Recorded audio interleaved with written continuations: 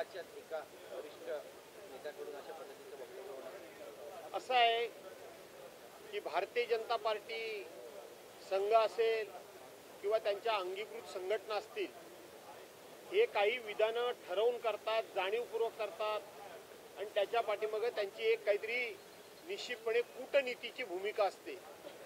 आपल्याला आठवत असेल की ज्या वेळेला विधानसभेची निवडणूक आली, लोकसभेची निवडणूक आली, त्यावेळेला बटेंगे तो कटेंगे अशा प्रकारचा त्यांनी नारा दिला.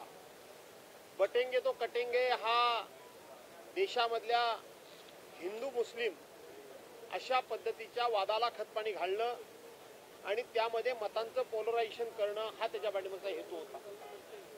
आज मुंबईमध्ये सुरेश उर्फ भैया जोशी यांनी जे घाटकोपरमध्ये विधान केलं की मुंबईमध्ये राहणाऱ्या माणसाला मराठी आलंच पाहिजे असं काही गरज नाही, आवश्यकता नाही. घाटकोपरची भाषा ही मराठी भाषा नाही, ती आमची गुजराती भाषा आहे. गिरगावचा त्यांनी उल्लेख केला, ही सगळी क्लिप मी ऐकली. याच्या पाठीमागं एक अतिशय कुटील असा डाव आहे. भविष्यातली येणारी महानगरपालिकेची निवडणूक, ही निवडणूक वेगवेगळ्या जातीमध्ये अशा पद्धतीनं विभाजन व्हावं, विभागणी व्हावी आणि आपल्याला ती जिंकता यावी, हा त्याच्या पाठीमागचा डाव आहे. आत्ताच आम्ही आदरणीय उद्धवसाहेब ठाकरे यांच्या नेतृत्वाखाली हुतात्मा चौकामध्ये जाऊन या मुंबईकरता ज्या 106 हुतात्म्यांनी हौतात्म्य पत्करलं त्यांना आम्ही अभिवादन करून आलो. आणि तिथे मी बोललो ते तुम्हाला पुन्हा एकदा सांगतो की मुंबई ही महाराष्ट्राची आहे. महाराष्ट्र आणि मुंबई हा मराठी माणसाचा आहे.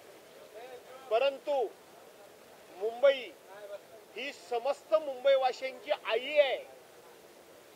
ज्या पद्धतीनं आई आपली मुलं ती कमी जास्त असतील, काही असतील तरी त्यांना समान न्यायानं वागवते, त्या पद्धतीनं मुंबईनं तो गुजराती असेल, मारवाडी असेल, शीख असेल, ईसाई असेल, ख्रिश्चन असेल, बौद्ध असेल, नाही तर मुस्लिम असेल, या सगळ्यांच्या पोटापाण्याची काळजी मुंबईनं घेतलेली आहे. यांच्या शिक्षणाची काळजी मुंबईनं घेतलेली आहे. यांच्या नोकरी धंद्याची, उदरनिर्वाहाची काळजी मुंबईनं घेतलेली आहे. यांच्या संरक्षणाची काळजी मुंबईने घेतलेली आहे. आणि म्हणून आम्ही वेगवेगळ्या जरी भाषेमध्ये सगळे लोक असलो तरी सुद्धा आमची सर्वांची मुंबई ही आई आहे. आणि म्हणून सत्तेकरता या आईपासून वेगवेगळ्या जातीचे, वेगवेगळ्या भाषेच्या लोकांना बाजूला करणं आणि ह्यांना मुंबई महानगरपालिकेची सत्ता हस्तगत करून मुंबई महाराष्ट्रापासून तोडायची आहे. हे मुंबईमध्ये राहणाऱ्या प्रत्येक नागरिकांना लक्षात घेतलं पाहिजे की आपण कोणत्याही जाती धर्माचे, भाषा बोलीचे असलो तरी आपली आई मुंबई आहे. आणि म्हणून आईपासून आपल्याला बाजूला करण्याचं हे षडयंत्र आहे. आम्ही सगळे मिळून एक होऊ, परंतु आईपासून बाजूला जाणार नाही.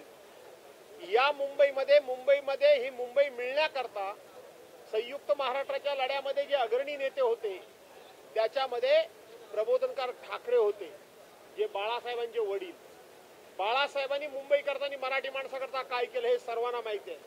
उद्धव साहेब मराठी माणसाला आणि मुंबई वाचवण्याकरता काय काय आघात झेलतायत हे आपल्याला माहित आहे. त्यांची पुढची पिढी ही आदित्य ठाकरे सुद्धा आज कंबर कसून मुंबई वाचवण्याकरता या ठिकाणी उभी आहे.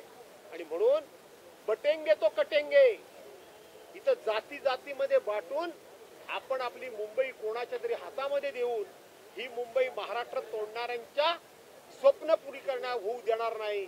याकरता म्हणून मी सर्वांना आव्हान करतो की तुम्ही कुठल्याही भाषेचे असा, परंतु सगळ्यांनी मिळून ही मुंबई वाचवण्याकरता उद्धव बाळासाहेब ठाकरे यांच्या पाठीमागे खंबीरपणे उभे राहा, असं मी आपल्या वतीनं संपूर्ण मुंबईकरांनी महाराष्ट्राला आव्हान करतो.